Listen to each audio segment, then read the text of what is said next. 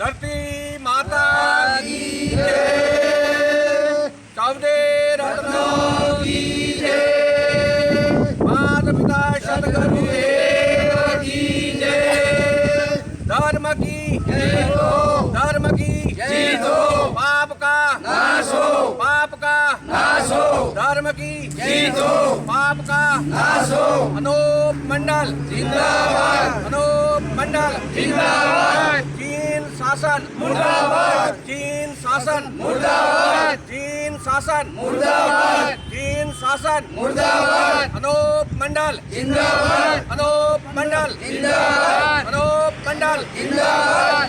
अब मैं आपके सामने आज जो मैं राष्ट्रपति के नाम ज्ञापन सौंपा गया उसके बारे में आपको सुना के पढ़ाता हूँ, ताकि देश के सामने और राष्ट्रपति के सामने और पूरी सरकार के सामने हमारी बात अनूप मंडल क्या कहना चाहता है वो ध्यान से जरा सुने।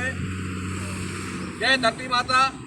सेवा में माननीय रामनाथ कोविंद जी महामहिम राष्ट्रपति महोदय, भारत सरकार नई दिल्ली मार्फत जिला कलेक्टर महोदय सिरोही राजस्थान विशेष समुद्र के बीच में किसी अज्ञात टापू के ऊपर रहस्यमयी प्रयोगशाला के माध्यम से बताया स्वर्ग नरक कुदरती है या इसके पीछे जैन बनियों की राक्षसी दुनिया है।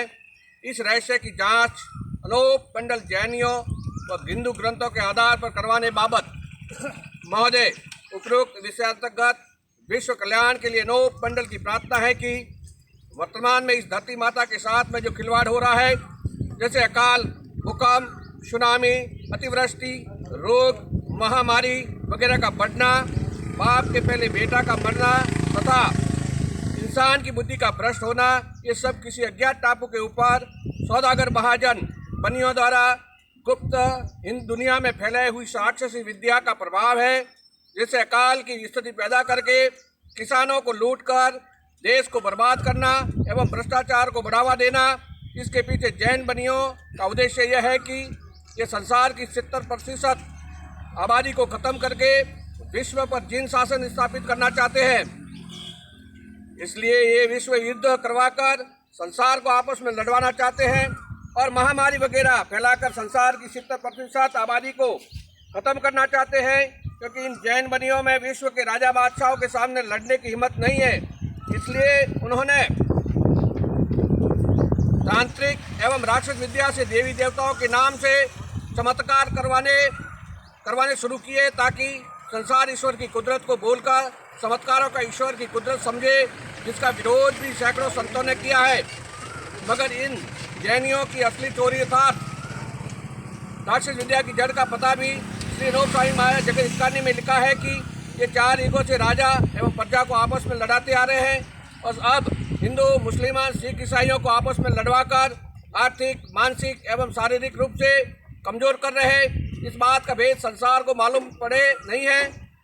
यह अहिंसा के परमो धर्म के पीछे राक्षस विद्या है, जिसका सबूत जैन धर्म सौती वधु प्राचीन एवं जीवन धर्म पुस्तक के पेज नंबर 27 पर दिया गया है।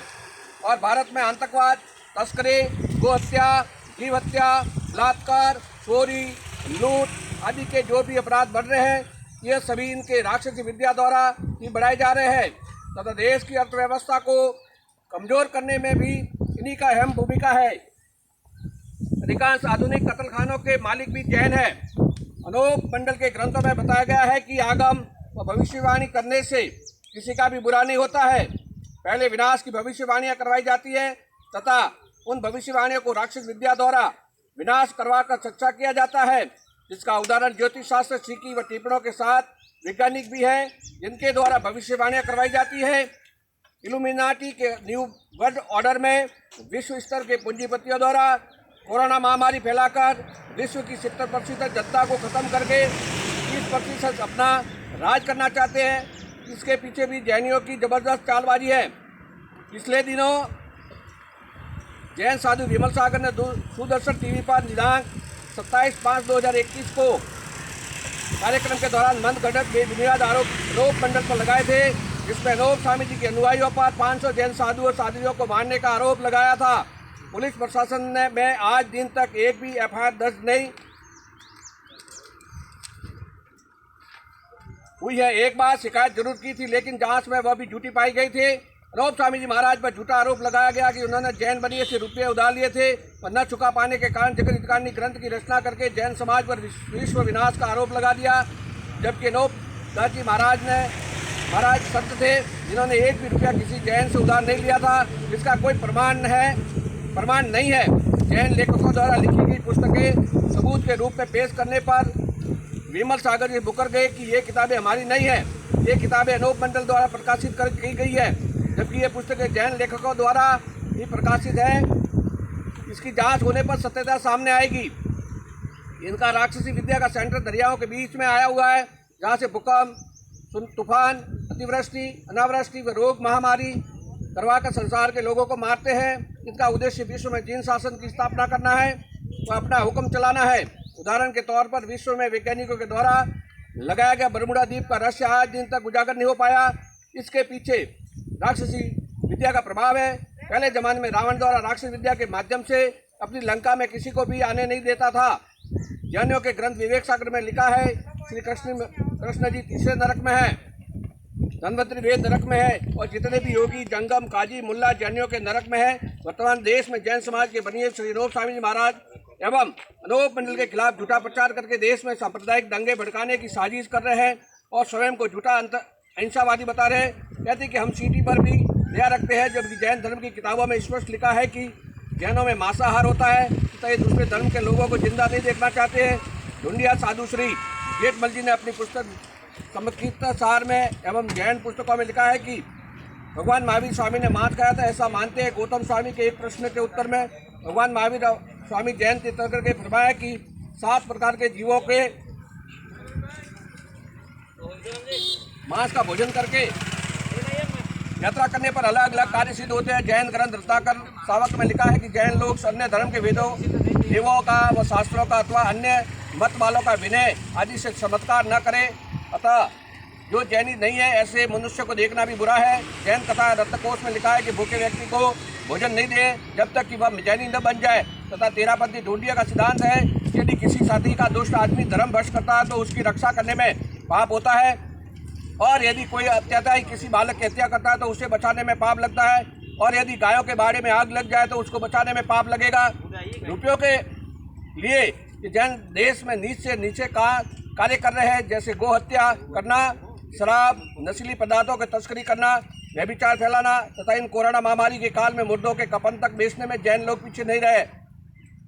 ऐसे मामलों में लोग पकड़े भी गए हैं। उदाहरण के लिए जैन हवाला कांड, हर्षद मेहता कांड, सौंदर्य स्वामी कांड, सीआरपी बंसाली कांड। अनेक जैन लोग वर्तमान में बैंकों को बर्बाद करके विदेश भाग गए, जिससे भारत की अर्थव्यवस्था चौपट हो चुकी है। भारत सरकार इन जैन बनियों से पूछे कि तुम्हारा भूगोल संसार के भूगोल से अलग क्यों है, तुम तुम्हारे भूगोल को ही सच्चा क्यों मानते हो। यदि भूगोल तुम्हारा सच्चा है तो इसमें बताए गए 7 तरह का स्थापत्य तीर्थ, मेरू पर्वत, शिला इत्यादि कहाँ पर आए हुए हैं। यदि संसार को तुम बता देते हो तो दुनिया के समस्त अनसुलझे रहस्यों से पर्दा उठ सकता है। विशेष पृथ्वी बचाओ महाअभियान के बैनर तले अनूप मंडल के भाविकों द्वारा पिछले दिनांक 23/10/2009 से अनिश्चितकालीन धरना दिया जा रहा है। अनूप मंडल के भावियों की मांग है कि अनूप मंडल के ग्रंथ जगत हितकारिणी, आत्मपुराण, न्याय चिंतामणि, भजनावली के उच्च आयोग द्वारा जांच की जाए ताकि विश्व में क्यों विनाश के बचाया जा सके। लेकिन अभी तक कोई ध्यान नहीं दिया जा रहा है, जिसकी वजह से अनूप मंडल के भाविकों में रोष है। अतः शीघ्र ही जांच का आदेश फरमावे। हिंदू धर्म में ग्रंथों में रावण, हिरण्यकश्यप, कंस इत्यादि को राक्षस बताया है, मगर असली राक्षस वे नहीं थे। रावण को मारने के बाद भी श्री राम को शांति नहीं मिली थी। इसका मुख्य कारण यह है कि ये जैन बनिए समय समय पर असली अपनी जाति एवं धर्म बदलकर लोगों को गुमराह करते रहे। ऐसी स्थिति में इन जैन बनियों के राक्षस विद्या की जांच अनूप मंडल के हिंदुओं एवं जैनियों के खगोल भूगोल संबंधी ग्रंथों सहित अन्य ग्रंथों के तथ्यों के आधार पर करवाकर इस विद्या को जड़ से खत्म करने के लिए निवेदन करते हैं, जिसका अनूप मंडल के ग्रंथों में विस्तृत मार्गदर्शन दिया गया है, जिससे विश्व की हर एक समस्या का समाधान हो सकेगा।